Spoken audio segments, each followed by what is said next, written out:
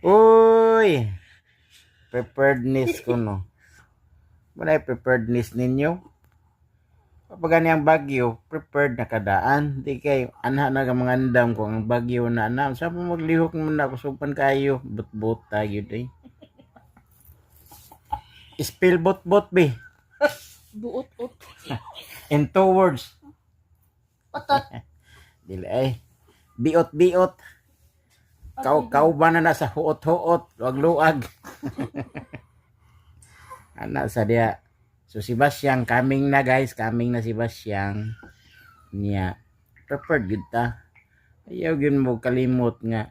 Ang kumpiyansa daghay na buntis. Tingan ninyo. Nga.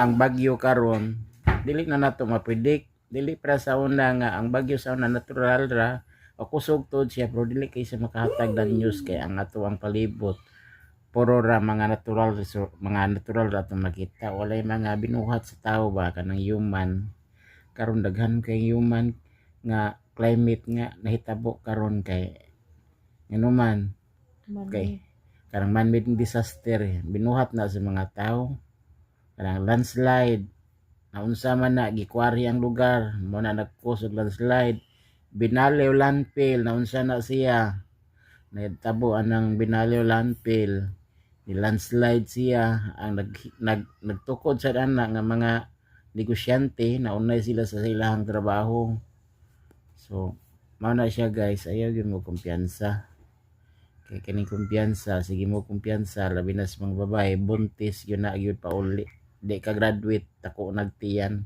so maura to guys muna na siya guys ha so gikan ta sa Bagyo na botas buntis ni burot na okay November mga anak na na mo sayo may 7 months anak dayon so di lang sa nato tason pabuta ko sa sunod atong ko anak to mga istorya binutbot nga way klaro ba sige ay follow lang yun like lang sige guys bye Sure, yun.